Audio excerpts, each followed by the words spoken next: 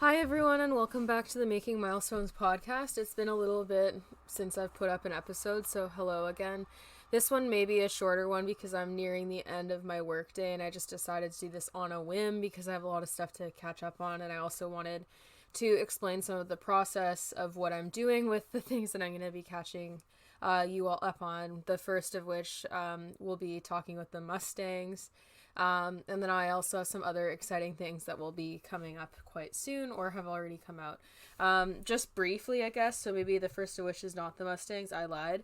I just released a retro-inspired equestrian fashion line for, like, riding wear, and also you can, like, wear it to the street, basically, like, right from barn to street, essentially, is the idea, where it's comfortable to ride in and do, like, sports stuff in and layer in for the fall, but it's also something that you could wear to school or to the store if you want to. Not that there's specific things that you need to wear there either, because I go to the store covered in horse shit and mud. So I mean, like, you do you. Wear what makes you happy. But I'm pretty excited about it. I just released it this morning. The first release is a soft release because we have less sizing. Such is the life of being a small business. Depending on how things sell, we'll restock everything in more quantities and get some more quantities of other sizes as well and just expand the product line further. But it was a little bit risky what I was doing with this product line because some of the products are busier than a lot of conservative, like, English style riders might like.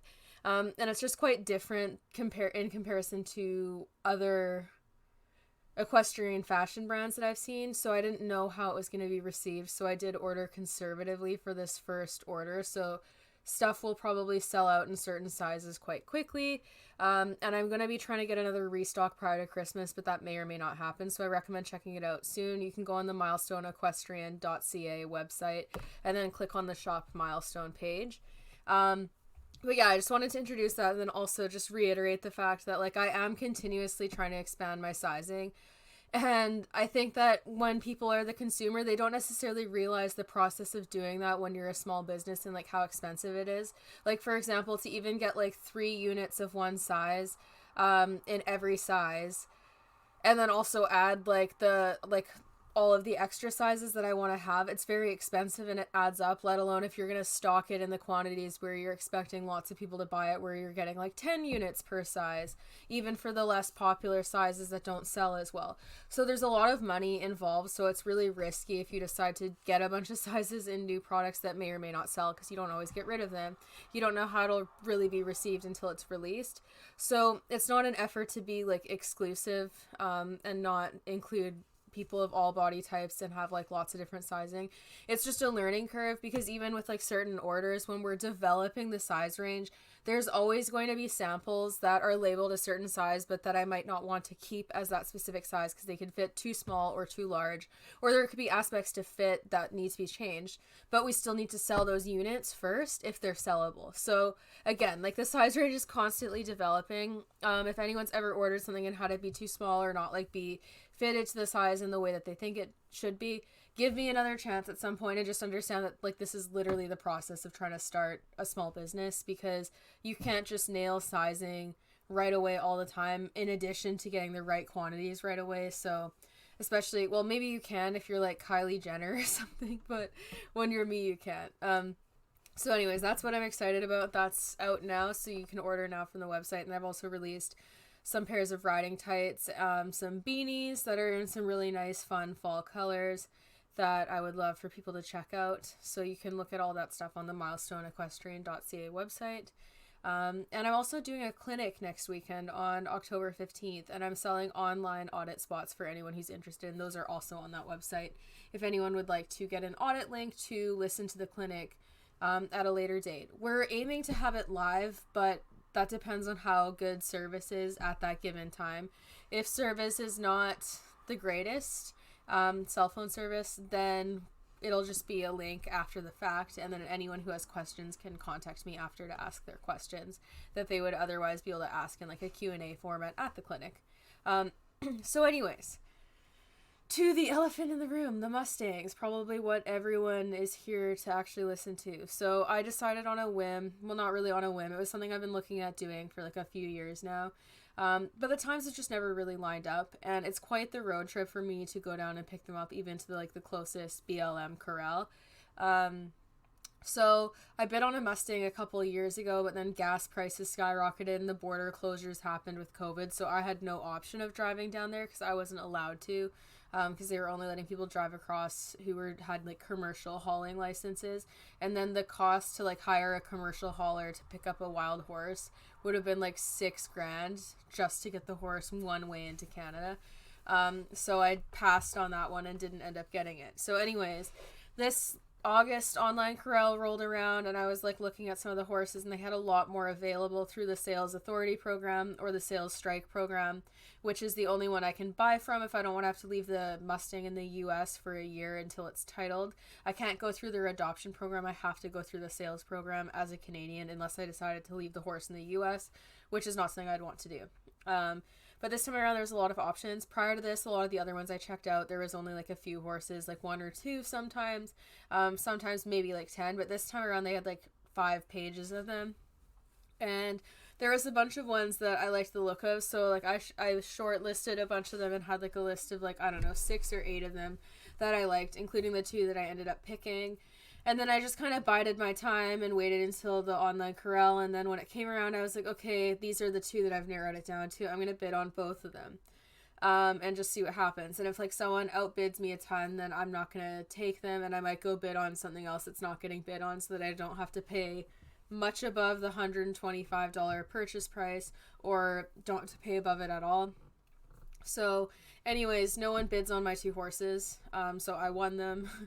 The reason why I decided to get 2 is that for me to drive to Nevada, it's 14 hours each way. And I think it would just be entirely like unjust and completely unethical just to take one wild horse and already have it have to deal with the stress of loading into a trailer and then make it even worse by splitting it up from all other horses and just making it scary. So I knew I had to get 2. In theory I could have gotten a 3 because my trailer is big enough and they're little horses, but I wasn't comfortable with the idea of squishing 3. Like, it wouldn't be squishing. It's a 3-horse warm blood size, so it's a large trailer, but 3 horses for a 14-hour trail ride, not ideal, so I didn't want to do that. If I had like a big stock trailer, I would have considered it, just because it's like, if you're gonna go down there, why not get as many as you can to justify the gas costs. But yeah, so we made the trip in 2 days. Like, I left on Thursday and I was back Saturday, like in Canada, Saturday at 2 a.m. with the Mustangs, dropping off the Mustangs. Basically just drove straight through, and like while I was driving, my mom would try to sleep, and then while she was driving, I would try to sleep, and then we stopped and slept for a few hours at a rest stop just between Nevada and California and Nevada. And then carried on. I couldn't sleep very well, so honestly when we stopped there I got like maybe 2 hours of sleep, and then I just kept driving because I was like, my Vyvanse sometimes just keeps me awake, and I'd napped a little bit, so then I drove for a while, and then once we got the Mustangs, my mom and I switched again and I slept while she drove. So it was a lot of driving. We basically didn't get out of the car much at all, other than to pee and stuff and take Phoebe out to stretch her legs, because Phoebe, my dog, came along. But yeah, it was quite the adventure. I did a vlog of it if anyone wants to see that on my YouTube. I live right on the border, like on the other side of like Blaine, Washington, about 2 hours up from Seattle. So I'm really close to the border, like as close as you could possibly get as a Canadian. Like, I literally used to live like on the last street before the border. Like, I could walk across the border illegally and I wouldn't do it because I'd get flagged and then I wouldn't be able to cross legally. But that's how close I am. So getting into Washington for me takes like minutes, like literal minutes. Like, once I'm across, like, because one of the borders I can cross isn't usually very busy. So we get across in like 2 minutes. There's basically no line. I don't have Nexus. Easy peasy. But then like driving through Oregon takes a long time, and then California to Nevada. Like, Oregon is like the longest part of the drive. It's beautiful, but a lot of it was nighttime when we were driving through Oregon at the end, so we didn't see a ton of it, but the forests are stunning there. Really Pacific Northwest-ish. I would highly recommend checking it out. Washington I've already seen a lot of, so yeah, like, it was a drive. So anyways, we drove down there, picked them up, got them through the sales strike program. The way the BLM like loads them and stuff, it's very efficient. They have like all these little chute systems, and then they like use a flag on the end of the stick to like usher the horses forward, which obviously is stressful. But as far as things in that situation go, it's efficient and they're not causing like excessive, unnecessary amounts of stress with like what they have to do with their jobs. So it was efficient and it like wasn't dangerous because the horses weren't like completely scrambling and panicking. Although I would imagine some could in that situation because they definitely are trapped. They loaded well, and I was really worried about once they were in the trailer how they'd be if they'd be like trying to scramble and climb the walls. But they settled down really well and they handled it awesome. I soaked the hay in the trailer so that they'd be eating like wet hay, and then put like a full bale in the trailer just to hope that they would eat it. And other than that, like we couldn't unload them because no one will lay over wild horses. I tried to check, no one wants them. And loading them on and off can be dangerous for them if there's not like the type of chute system like what they have at the BLM that's safe. So yes, being in a trailer for 14 hours sucks. But taking them on and off honestly would have been more stressful for them in this case. I think I was incredibly impressed with how they handled the trailer ride the whole time. They hauled better than some people's show horses and like regular riding horses that I've hauled. They were more steady and like excellent. So yeah, like the drive and everything went okay. It like the roads to drive down this way are actually way easier and less scary than it would be for me to drive up north towards northern BC or Alberta in Canada to go get like the BC Alberta Wildies, which are different from the BLM Mustangs in that like they're not. I don't think they've been around as long.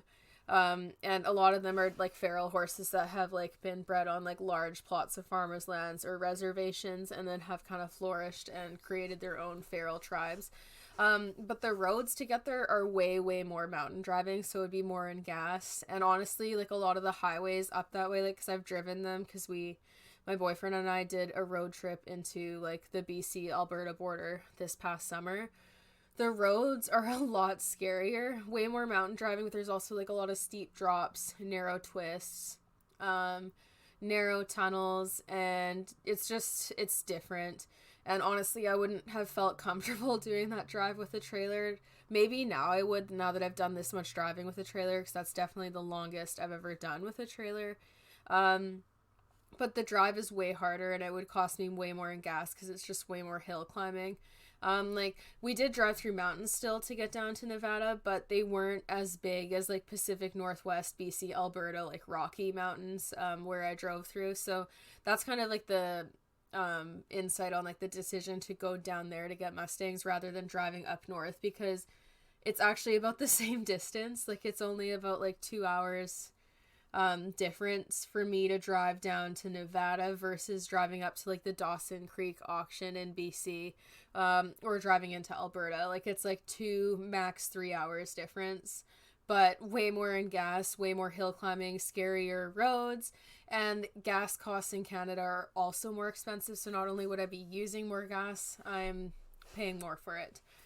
So that's kind of why we did that. But the Mustangs got home well. We got home at 2 a.m. I backed my trailer all the way up into the gate of their turnout. The gate, it is just wide enough to fit my trailer in, and then my doors, I have 2 butterfly doors. They can act as dividers too, so that's how I got them off. And then I have an escape door, so I opened the escape door and kind of just stuck my hand in to shoo them, and then they jumped off all nicely, and then we left them alone because before that I had already put hay out. I'd filled their waters, we'd heightened all the fencing to 6 foot and done all of that, so they were good to go. And then we couldn't see them in the dark after that, so it was kind of like, okay, time to go to bed. It's 2 a.m. We'll come check on them in the morning. Checked on them in the morning, and they'd settled in quite well. Like they were definitely still nervous, and they were tucked up, like a little sucked up, because they needed to drink more. They drank a little bit, but they were nervous. They hadn't had a lot. So I got there, I soaked their hay again. I made little smaller dishes of water all over the field in case there is certain places that they'd be more comfortable drinking. And then they started drinking, and they've done very well. I don't want to share too much of like the handling of them, like specifics of like what they are doing. Because that's going to all be in the vlogs on my YouTube channel, the Shelby Dennis YouTube channel, so you can check that out. But I just wanted to kind of share, like, my plan in terms of, like, what I intend, like, how I intend to go about this from start to finish. And, like, the behavioral science behind it, I suppose. So basically, like, where I have them is, like, It's a 4.5 acre property that I have rented, like a 4.5 acre field. I have it fenced on in half though, so that we could make it easier for heightening the fencing. We didn't have to do a full 4 acres. So they've got about 2 acres. And I didn't want to put them in a little pen or anything because, first of all, that would be super different for them compared to like where they were living. Like even living at the BLM corral, they had a decent amount of space. In addition to that, I didn't really want to make their first like real experience with like a person actively trying to like handle them be by force. Like I don't want to only be able to get close because I have them trapped. So I wanted to give them enough space that they can be free to move around and get the distance they need from me, but not so much space that I will literally never see them again. So if I had them out on like 100 acres, first of all, I couldn't fence that to the 6 foot in any realistic manner. And secondly, it would be hard to find them to work with them. So it's enough space that they can like roam, graze, move around, be horses, get away from me, but it makes it easier for me to do my job as well. So my plan is to not really trap them at all. I'm not going to funnel them into a round pen to work with them individually or anything like that. Like when I start doing like anything relating to round penning or like getting them like broke, etc., they'll probably have already worn a halter or at the very least be used to being like touched and not afraid of me. And what I'm doing is just getting them used to being comfortable around me. So in the beginning, this could look like me literally just sitting in the field at a comfortable distance from them. And I say comfortable in that they're not pacing, they're not stressed, they're not trying to move away from me. I just sit and I observe them. If they're so nervous that they won't eat and they're just kind of fixated on me, I might back up a bit, or I'll sit and I'll wait until they settle down and start eating. And then I could back up more and give them more space. Or I could leave. And basically I want to start with having them turn me into background noise, where I'm just basically like a pylon in the field where they learn that I'm not a threat so that they can just go about their business and they don't care. And once you get to the stage where they're like, okay, like this thing has not come towards me, it's not made me feel exceedingly scared, it's not pursued me, it's not entered my personal space to a large degree, then usually horses start to get curious of things. And this is something we even see in wild horses when there's new things in their territory. Initially, you'll get all the flight responses where they stop, they look at you, they might blow, they might pace, they stare at something for a while, and you can see off in the distance that there's something that they are concerned about, and usually the whole herd will be looking. But when that thing ceases to be a threat, they'll start to kind of move closer. They might kind of do like a circular motion around it at a very broad distance initially, and then gradually come closer and closer. And it's their way of assessing whether or not the thing in their territory is a threat. And they do it at a distance, and they circle it to look at all different angles and just to kind of gauge the threat level of this object. And I am that object in this case. I'll objectify myself for horses, apparently. JK. So yeah, like getting them to just kind of tune me out as being a threat initially. And like, so for day one, since they just arrived, I didn't really do much other than sit at like a distance from them and observe them and wait until they started eating, and then I left and I threw them a little bit more hay to make sure that they had enough hay, and also just that they had a new pile to look at that smelled like me and they could see me physically bringing them the food, because the hay that was there from there before their arrival, they didn't see me put it out there. It was already out there for them. And then that way, like, they know, okay, this is the food person. And after enough repetition, that'll really get drilled into their heads. So the first day was just observing them until they were comfortable enough to start grazing around me and then leaving. And then from there, like, my plan is just to gradually continue making steps forward as they are more comfortable around me. So it's a lot of observing at a distance that they're comfortable with. So it's not necessarily me waiting at the gate and waiting for them to approach me all the way up to me and not making any moves towards them. It's gauging how close I can move off of their behavior and their response to my presence. Like, if they start moving away or trotting or looking scared and make it very clear they don't want me near them, there's no point in me going closer, because if they're nervous of me at a certain distance, if I make that distance even closer, they're going to be more nervous of me. So I gauge it off of their behavior. If they're okay with me coming closer, I'll kind of walk until I can see where they're like a little on edge, and then stop there and sit down and make myself smaller and kind of see how it goes. If once I sit down, they're pacing and trotting away or extending the distance, then I might move back a little, because like the key with that is like the pressure and release of my presence. Like my presence in that pasture in general is a certain level of pressure because they're still not sure of me. So I can release that pressure by moving back and giving them more distance to their personal bubble. And if I do that before they actually get super nervous, then it provides them relief, and I'm actually reinforcing the idea that my presence is okay, because before they even actually start feeling nervous enough to react, I'm already retreating.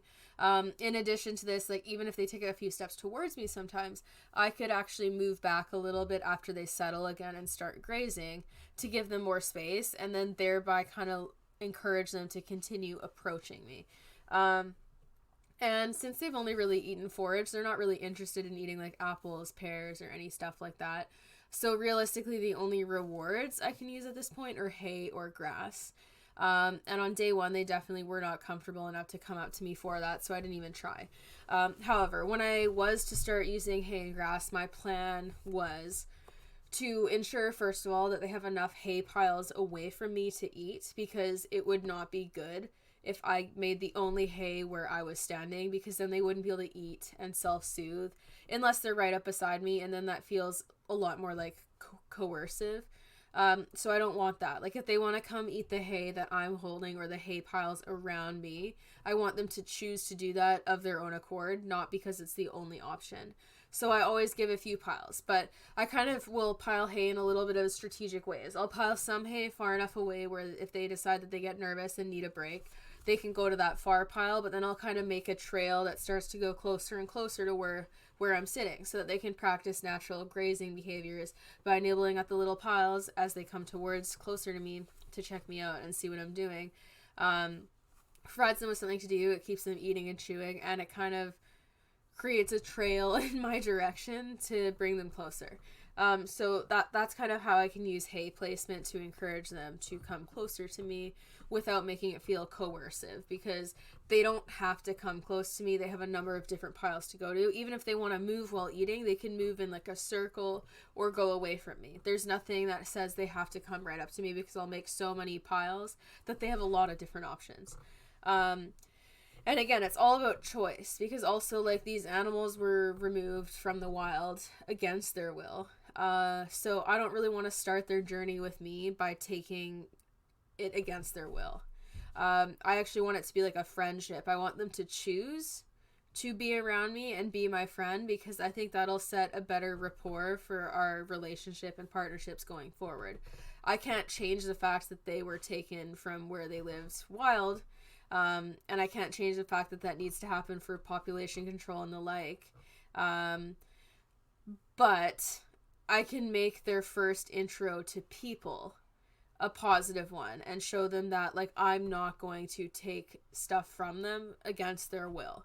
So that's kind of the plan, like the philosophy behind what I'm doing, because I don't really think there's much in the way of pride to force an animal to be friends with you. And even if they do start to like you after, which like a lot of horses do, because a lot of horses are forced to participate and they do still like their people, but there's always that underlying motive of what started the relationship, you know? And like, again, maybe for some horses the good will outride the bad eventually, and for a lot of them it might, but if I can control that not happening, I'm not going to do it that way. But with that said, like if one of them got injured or something and needed stitches, I would get them blow darted and sedated, and then we would provide them with the necessary care. So it's not that I'm going like I don't care about anything. I'm not going to make an effort to get them handled to make things safe. It's I'm going to take my time doing stuff this way because I think that the results I will get will be longer lasting, more positive, and that I'll actually get them faster overall, regardless. Because even if I could put them in a round pen and get like a halter on them and put them on the end of a rope and trap them and kind of make them be there until they settle down and just decided to deal with it, I could do that, and I could probably get a halter on them quicker, and I could probably let them have me close enough to touch them quicker, because I could try to do that immediately by using the small space and force to make them let me close to them. but they would still be very afraid of me for quite some time. And I've seen this with a lot of Mustang training videos, even the ones that aren't super rough, where they'll force the horse to be close to them by like having a halter on it and roping it, and trapping it in a small pen. And these horses are so nice that they usually don't attack people in these situations. They just go into a freeze response and then eventually just let it happen. But then you see in like other clips going forward, even once the horse is like handled and halter broke, they're really tense and flinchy in a lot of these videos. And for me personally, I'm not super comfortable at this point maintaining that level of fear in training, because I've seen so many horses in that state eventually snap out of it and then just go off like bronking, and I really just don't trust it from a safety perspective for myself, but I also don't think it's fair to them. So I don't want to do that, even if technically I could get a halter on them quicker if I did it that way. But the quickness of getting the halter on is like ignoring a bunch of other necessary steps for safety and also making things easier going forward. So it's not really quicker in my opinion so much as just jumping to a different task all at once while ignoring a bunch of other ones. So my plan is just getting closer and closer to them, and then eventually, like, once you can get close enough to start touching and scratching them, it usually comes along pretty quick at that point, because usually horses that are unhandled are quite itchy and they're not used to having a creature that can easily find their itchy spots and read their behavior to such a degree that they like look for them, and you can find spots that they can't itch themselves and their friends might not itch them in, and then they really like that. So usually that brings stuff along a lot quicker, and the closer I can get and the more that they'll touch me with their noses and come sniff me and check me out and see what I'm doing and just have that natural curiosity to want to know what I'm all about, the sooner I'll be able to get to that point.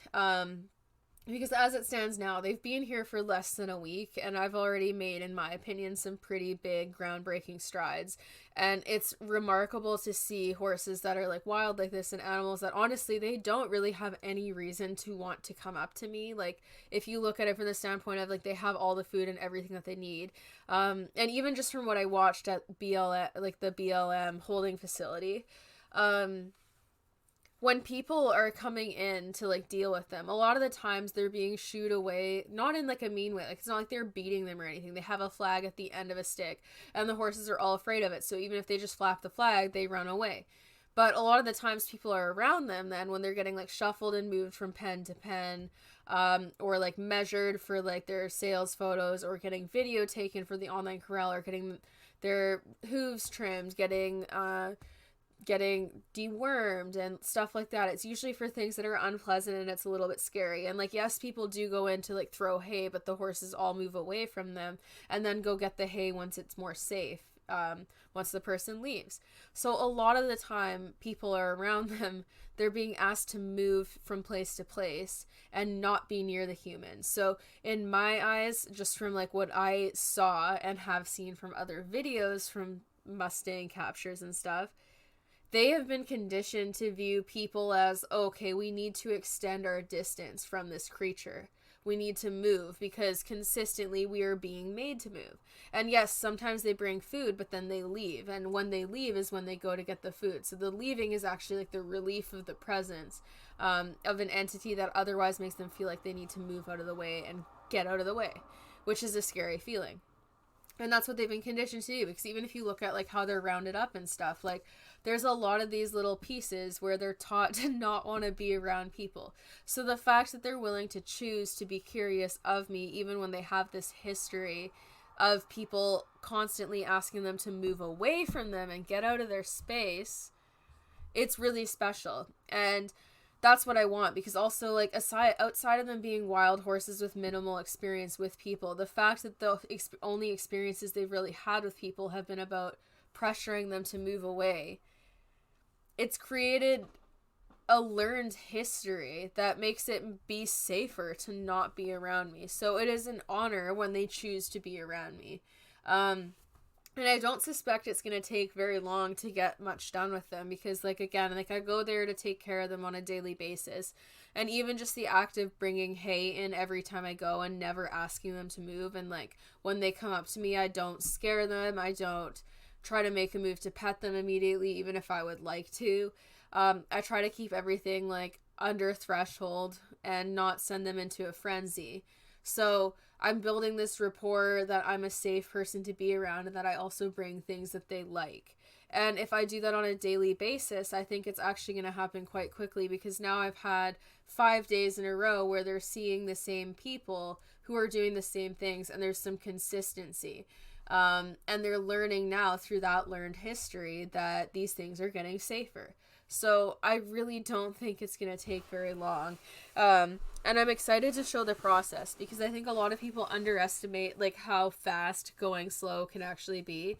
And I know that sounds like an oxymoron, but like it's true, because the second you overstep and like send an animal over threshold and give them a reason to be scared, you've actually lost traction and regressed. If you could have stopped before that point and ended it on a better note, you would have been further ahead in training. So going fast, for all the times that you find horses that are willing to freeze and kind of like shut down or just like deal with whatever's going on, there's lots that will get sent over threshold and like injure themselves or be so scared through repeated learned bad experiences that they become more difficult to deal with. So that's the thing, is it's one of those things where I think you have to see it to believe it, and I'm hoping that like showing the process will help people understand it better, because it works for horses. Like even if they're already tame, technically this same concept would work for teaching hard to catch horses how to be caught. And it'll work a lot better than the traditional, chase them around and teach them that not being caught is hard. Because I think people fail to realize the sheer athletic potential of a horse and how fit they are. And chasing them around just makes them fitter. They will always be able to outlast you if they want to. And especially if the turnout is large, especially that, they'll always be able to outlast you. So doing something like that is silly, because first of all, you're teaching them that you are like the literal worst to be around, because you chase them and make things unpleasant the second you enter their field. But it's also way more frustrating for the person, and you're just conditioning your horse to be more fit to run away from you. So yeah, this same ideology would help with stuff like that. And even like with getting like foals, for example, like babies who are more cautious of people and more naturally reserved, or just any horse like that in general. This is a really good way to kind of teach them to be curious of people, because you're consistently trying to stay within their comfort zone, basing your decisions off of their behavior, and ultimately giving them the choice to interact with you and approach you. You're never forcing that interaction. You're never forcing them to be around you for that interaction, and you're never making them feel trapped. So it's teaching them that they always have a say in whether or not they feel like interacting with you, because you're not pushing it and insisting that they have to deal with your company. And I think that if more of us as equestrians could have this type of view and approach to handling horses, we'd see a lot more success, because we take a lot of things non-consensually in the horse world. Like basically all of horse training is kind of based on that lack of consent, which is like why so much of the equipment that we see being sold for horses is about increasing the aversives to such a level that they cannot say no. And you wouldn't need to increase the level of discomfort and control to that level if they actually wanted to participate, because you wouldn't need a threat. They would just want to be there. And I think that we have gone so far in that direction that people don't even see it for what it is anymore. And when you've been brainwashed for so long and indoctrinated into believing that's the only way, you truly can't see another way, which is really, really difficult. And a lot of people have this internal conflict that they don't even realize, because they don't want to cause their horses harm, but then in the name of doing these horse sports and other stuff that they like to do with horses, the only way that they've ever been taught that they can exist with horses, they end up causing their horses harm. So then hearing that something can be harmful when you don't know of an alternative is really a conflict, because you don't want to not be around horses, but you're also protective of the fact that you don't want to be viewed as a bad horse person or someone who doesn't care about your horse, and you don't see a way out. So people like that can react like trapped animals, and it's a really awkward and crappy mindset to be in. And it's what a lot of people have to go through when they start to read conflicting things that conflict with a lot of modern horse training. But honestly, it's true. And this isn't to say that like you should let your horse say yes to, or you have, not that you should, you have to let your horse say yes to every single thing you do. And I'm gonna compare it to like babysitting a child or parenting a child. Like, for example, giving your child autonomy to like tell you how they feel and be able to decide when they want to participate in things or like be hugged by other family members and so on and stuff, so forth. Giving them autonomy to do things like that does not mean you're gonna go let your kid slap their hand down on a hot frying pan and just watch it happen and be like, oh yeah, that's fine. No, you could still grab their hand and say, no, you can't do that, it's gonna hurt you. Or you can still say, no, sorry, we have to go to the doctor today, or the hospital, or the dentist, or whatever. It's for your own good. And those are situations where they may not like actively consent to doing those things, but the lack of consent that they have is actually for the greater good of their well-being. So I think that's the distinction that people need to look at, is we should give them enough autonomy that they can feel fulfilled and happy in their lives and that they're not living in chronic stress. But the fight for more autonomy isn't speaking for the fact that like everyone has to immediately conform to doing things in a completely like positive reinforcement consent based way. Because there are a lot of things, like since horses are like competition and farm animals, there are things that might be more difficult to completely change and start to adapt right away in the current structure of the horse world. So it's not fully realistic even to look at things that way, even if it were possible to teach everyone. It's not a realistic switch. So it's about people starting to consider like what they are willing to actually force their horse into, and whether or not they want to achieve these certain goals their horse as a sport horse through using immense force. And honestly, it can be something as simple as setting a boundary for yourself where you're like, okay, if my horse gets hard mouthed over fences or is getting too strong and I can't control him, instead of bidding up, I'm going to go take dressage lessons and work on his anxiety by counter conditioning and groundwork and getting to the bottom of why he's behaving like this, and stay in my soft snaffle. It can be setting a boundary like that. Like, it's not even about completely uprooting the way you do things. It's just reconsidering what you're willing to justify. Because I used to be willing to take things by force all of the time in horse training. Like, even with, like, the beginning training Simon. Like, when I was gentling Simon, I handled him in a lot more high-pressure ways than what I would personally do now if I got the same type of horse. I added way more pressure, and honestly, I could have done things faster and also had longer lasting, like not longer lasting, but more effective results where he is overcoming that fear quicker because he's not being pushed to a point where he has to kind of be concerned about how quickly I'm gonna move things. So I would move slower in that regard, and I would have done some things differently with him because it was still a little bit too forceful, and I don't think it was productive in terms of getting the results that I wanted, in addition to stressing him out less.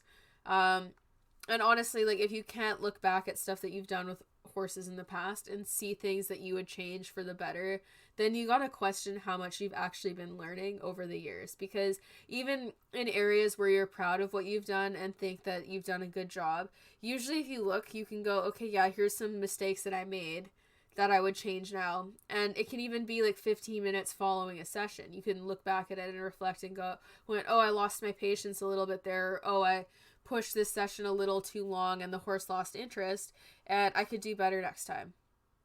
I do that all the time now. Like, there's times where I'll ask for one more behavioral repetition, and then the horse will blow it because they were bored and they were ready to stop after the last one, and then I have to end on a crappier note than I would have if I hadn't gotten so greedy. And it doesn't have to be a big thing, but like, you should be able to look at those types of things and kind of reflect on them and look at what you do better.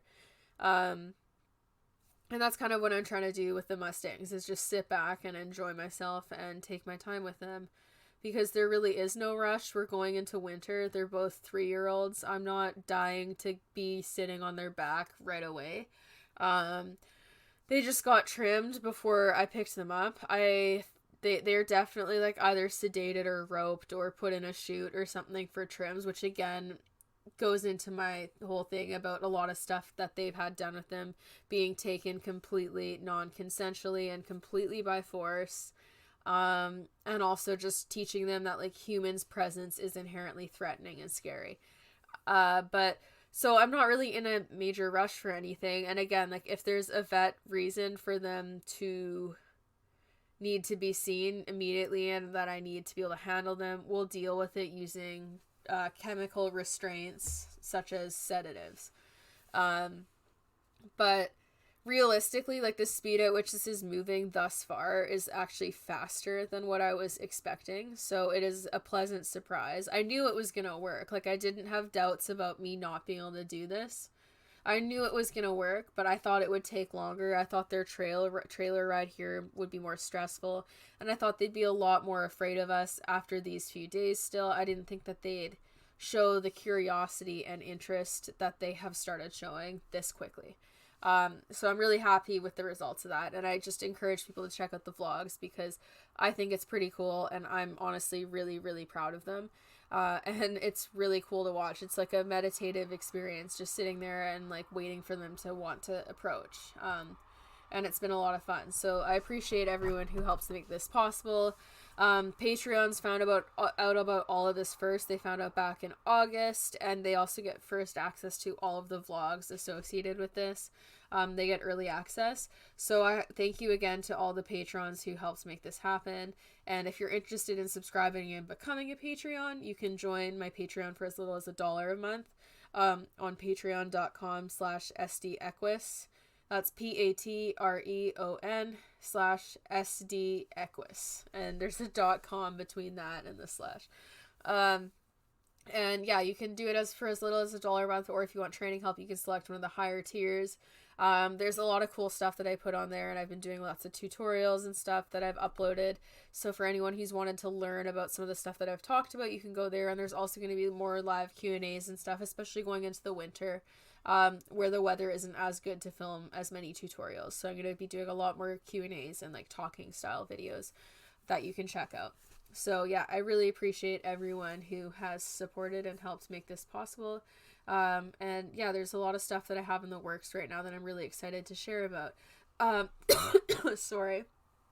The next of which is the fact that I'm going to be releasing a book soon. I'll share more details as we get closer to, but I'm really excited. It's going to be a memoir talking about some of my life and like the trauma that I've experienced, and then kind of like aligning that to my journey with horses and like what I've seen horses experience and like what I've done to horses in the name of like training them and what I'd been taught initially growing up.